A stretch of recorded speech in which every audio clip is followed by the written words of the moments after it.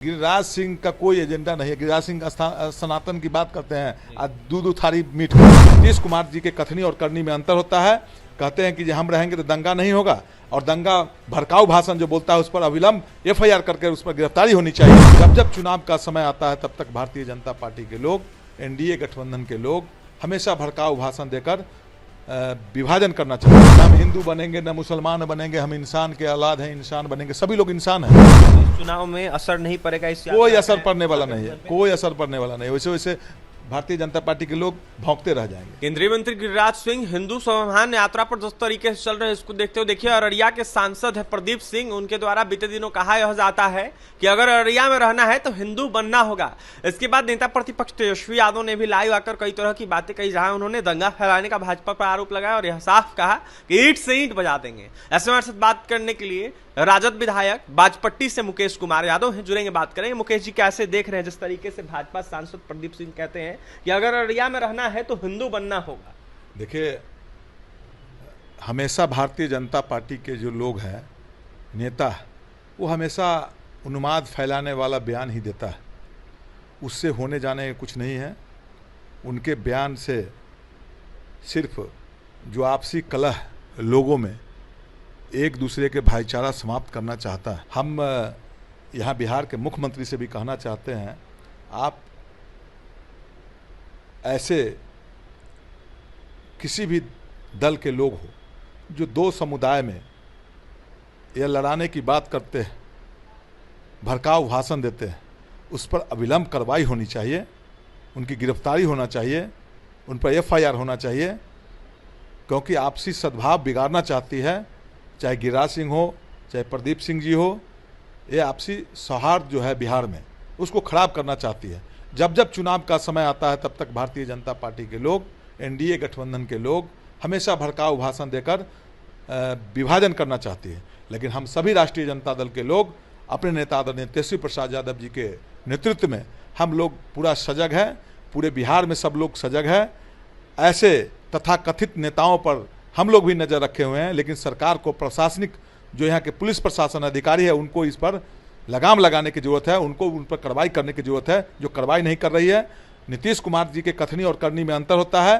कहते हैं कि हम रहेंगे तो दंगा नहीं होगा, और दंगा भड़काऊ भाषण जो बोलता है उस पर अविलंब एफआईआर करके उस पर गिरफ्तारी होनी चाहिए।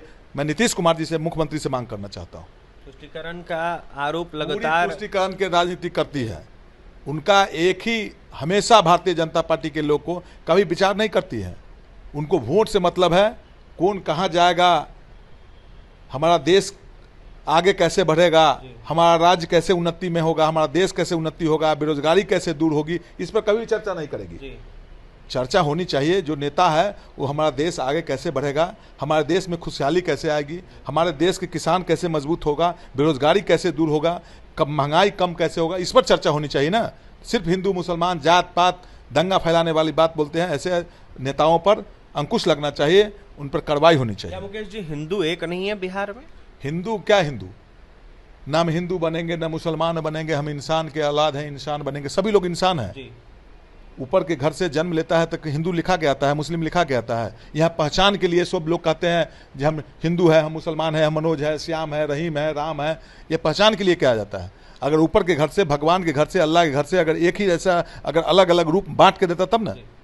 यहाँ पहचान के लिए अलग अलग एक दूसरे को कहता है, सब हम लोग सब इंसान है, चाहे हिंदू हो, मुसलमान हो, सिख हो, ईसाई हो, सब हम लोग इंसान हैं। आखिरकार ये यात्रा से भाजपा के केंद्रीय मंत्री जो हैं गिरिराज सिंह क्या दर्शाना चाह रहे हैं? नहीं, गिरिराज सिंह का कोई एजेंडा नहीं है। गिरिराज सिंह सनातन की बात करते हैं, आज दूध थारी मीठ खाते हैं, चंदन करते हैं सब लोग, भारतीय जनता पार्टी के लोग दूध थारी मीट मांस और मीट खाता, मछली खाता रहता है। ऐसे लोग सनातन की बात क्यों करेगा?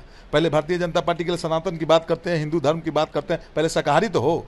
सबसे ज्यादा भारतीय जनता पार्टी के लोग मीट मछली खाते हैं। ऐसा नहीं लगता है मुकेश यादव जी कि मुस्लिमों को काफी ज्यादा इस यात्रा से टारगेट किया जा रहा है? नहीं, उसके टारगेट करने से नहीं होगा ना। अगर मुसलमान को टारगेट करने का तो हमारे नेता भी कहें ईंट से ईंट बजा देंगे। हम लोग सब लोग सजग है।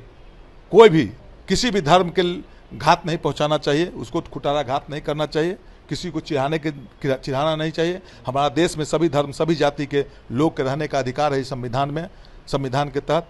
इसलिए यहाँ ऐसे तत्व जो किसी को टारगेट बनाता है, वैसे लोग से सामना करने के लिए राष्ट्रीय जनता दल पूरी तरह कमर कस के तैयार है। आरोप लगाया जा रहा है गिरिराज सिंह के द्वारा कि जिस तरीके से हम यात्रा कर रहे से विपक्ष के पेट में दर्द हो रहा है। विपक्ष के उसके टिकी रख के अब विपक्ष के पेट में क्या दर्द होगा।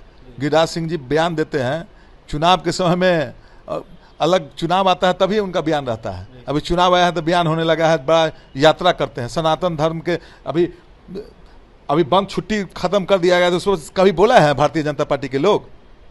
न छुट्टी, बिहार सरकार जो इतना महत्वपूर्ण पर्व था, छठ है, दिवाली है, उसमें छुट्टी रद्द कर दिया गया। खरना कर हमारे देश में, हमारे खास करके बिहार में छठ पर्व महिलाओं में कम से कम 80% महिला छठ पर्व करती है। उस पर कभी बयान दिए हैं? सिर्फ भड़काऊ भाषण देने से काम चलेगा थोड़ा ही? आप उनके हक की बात नहीं करेंगे, छुट्टी रद्द कर दिया उस पर नहीं चर्चा करेंगे और सिर्फ भड़काऊ भाषण करेंगे। ये सब दिखावा है उन लोग का, भारतीय जनता पार्टी के लोग। अब जनता समझ चुकी है, जो दिखावा करते हैं आपस में और उनका कोई एजेंडा नहीं है, कोई वजूद नहीं है। 25 चुनाव में असर नहीं पड़ेगा, इस कोई असर पड़ने वाला नहीं है, कोई असर पड़ने वाला नहीं है। वैसे वैसे भारतीय जनता पार्टी के लोग भौंकते रह जाएंगे। देखिए वैसे भारतीय जनता पार्टी के लोग भौंकते रह जाएंगे। ऐसे में जिस तरीके से गिरिराज सिंह भड़काऊ बयान दे रहे हैं, उनके नेता भड़काऊ बयान दे रहे हैं, इसको देखते हुए ईंट से ईंट राजद बजा देगी। बाजपट्टी विधायक राजद से मुकेश कुमार यादव थे, गिरिराज सिंह प्रदीप सिंह के बयानों को देखते हुए क्या कुछ कहते आपने सुना है, कड़ी नसीहत दे रहे थे। ऐसे में यह साफ कह रहे थे कि उन्माद नहीं फैलेगा, उन्माद अगर फैला जाता है तो उनको छोड़ा नहीं जाएगा। और तमाम खबरों के लिए बने रहें हमारे साथ। बहुत बहुत धन्यवाद।